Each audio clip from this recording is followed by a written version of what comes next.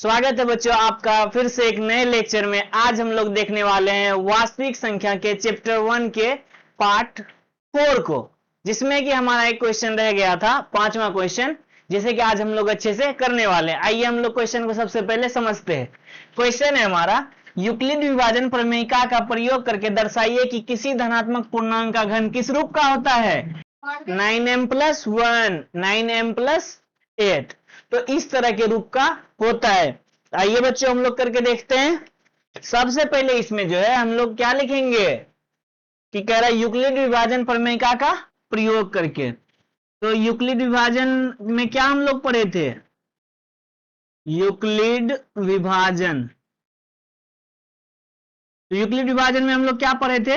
एक फॉर्मूला पढ़े थे, a बराबर बी क्यू प्लस आर। क्या पढ़े थे? a बराबर बी क्यू प्लस आर। चलिए इसमें हम लोग को सबसे पहले मानना है, माना कि a एक धनात्मक पूर्णांक है। क्या है? धनात्मक पूर्णांक। और b बराबर हमारा कितना दिया हुआ है? आप लोगों को दिख रहा होगा, तो b बराबर हमारा है 9 दिया हुआ है ना। तो देखिए बच्चों, r का मान क्या होगा? r का मान या तो 0 होगा या फिर क्या होगा, 0 से बड़ा होगा। परंतु ये r का मान हमेशा किससे छोटा रहेगा? b से छोटा रहेगा। तो आइए हम क्या लिखते हैं, r का संभावित मान। क्या लिखेंगे? r का संभावित मान। तो r का संभावित मान क्या हो जाएगा बच्चों? r का संभावित मान 0 से शुरू होकर कहां तक हो सकता है? तो b से छोटा, यानी कि b बराबर 9 है अगर, तो b से छोटा क्या हो जाएगा? 0 1 2 3 4 5 6 7 8। कहां तक हो सकता है? तो 8 तक हो सकता है ना। आइए अब हम लोग देखते हैं। तो r का संभावित मान कहां से हम लोग लेंगे? 0 1 2 3 4, इस तरह से ये कहां तक हो सकता है? तो 8 तक हो सकता है बच्चों, है ना। आइए अब हम इस वाले में a बराबर बी क्यू प्लस आर में इसको बिठाते हैं। तो a बराबर क्या दिया हुआ है? a बराबर कुछ नहीं दिया हुआ है, तो उसको लिख देंगे हम। उसके बाद क्या है? b का मान हमारा क्या दिया हुआ है? b बराबर है 9, और q का मान हमको पता है, तो नहीं, तो हम q की जगह क्या लिख देंगे? q 9q प्लस उसके बाद क्या है? r। तो r बराबर हम क्या लेंगे? पहले 0 लेंगे। क्या लेंगे? 0। इसे हम कितना आ जाएगा सॉल्व करेंगे? तो a बराबर 9q। फिर इसी तरह से हम लोग जो है आगे भी मान रखते जाएंगे। तो क्या हो जाएगा? इस बार 1 लेंगे अगर, तो क्या हो जाएगा? a हर जगह रहेगा, तो a को हम लोग नहीं लिखेंगे, तो सीधा लिखेंगे 9q प्लस क्या हो जाएगा? 1। फिर क्या हो जाएगा? 9q प्लस क्या हो जाएगा? r बराबर 2। इन तीनों को ही लेके हम लोग समझते हैं कि ये कौन से रूप में आता है ना बच्चों। समझ में आ रहा है बच्चों? समझ में आ रहा है? हाँ। तो अब बच्चों क्या करना है हमें? क्या कह रहा है? पूर्णांकों का घन। क्या कह रहा है? पूर्णांकों का घन। तो हमें क्या करना पड़ेगा? इसका घन करना पड़ेगा, घन निकालना पड़ेगा। क्या करते? दोनों तरफ क्या कर देंगे हम लोग? क्यूब दे देंगे। जैसे a पे कितना हो जाएगा? क्यूब, तो इसका भी क्यूब निकाल लेंगे हम लोग, 9q का क्यूब। उसके बाद क्या है? 9q प्लस 1, इसका भी क्या निकाल लेंगे? क्यूब। फिर क्या है?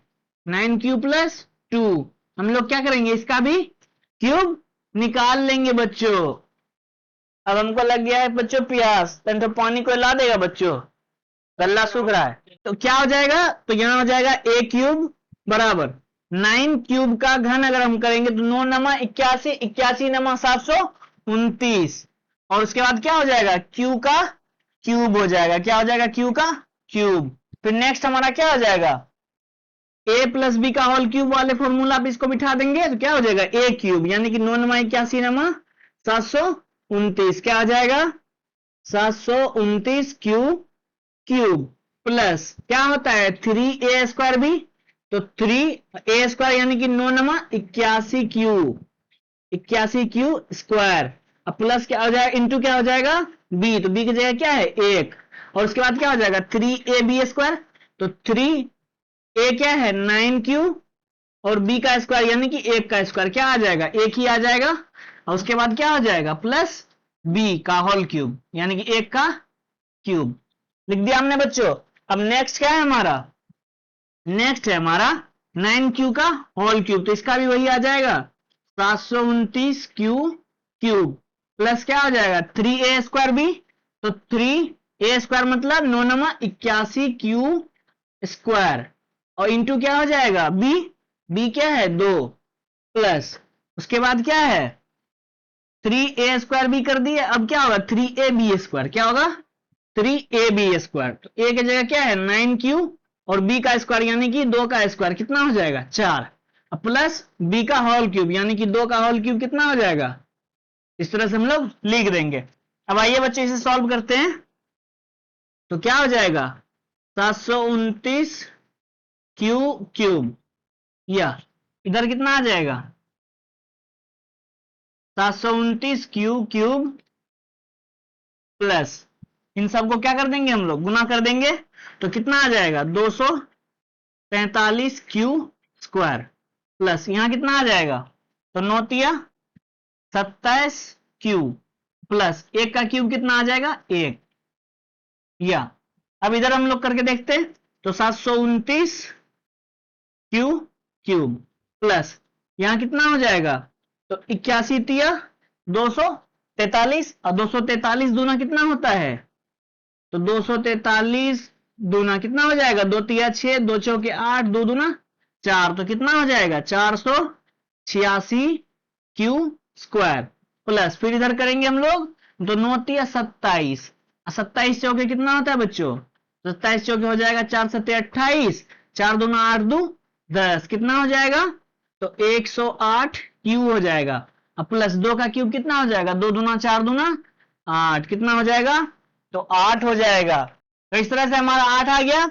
अब देखते हैं हम क्या करेंगे, 9 को सब में कॉमन लेना है। क्या करना है 9 को कॉमन लेना है।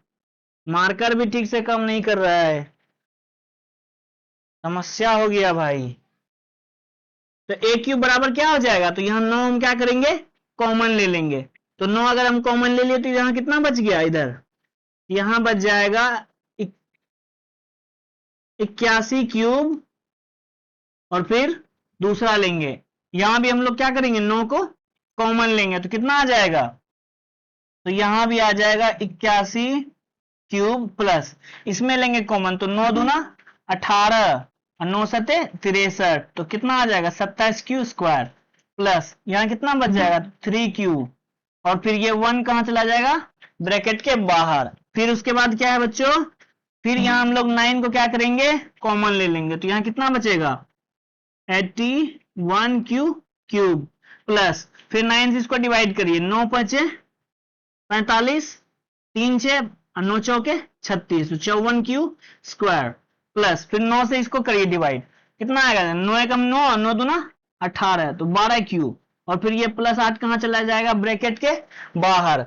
हम क्या करेंगे 81 क्यू क्यूब को और जो भी ब्रैकेट में यहाँ है इन सब को क्या मान लेंगे m मान लेंगे, क्या मान लेंगे m।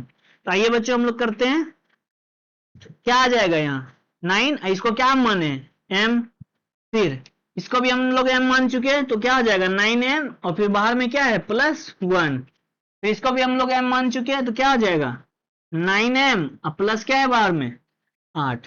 तो इस तरह से हमारा क्या है 9m + 1 और 9m + 8। तो हम लोग देख चुके हैं किस रूप का है 9m + 1 और 9m + 8। तो अब जो हमें लास्ट में एक छोटा सा यहाँ डिस्क्लेमर लगा देना है कि जहां m क्या है m एक पूर्णांक है, m क्या है एक पूर्णांक है।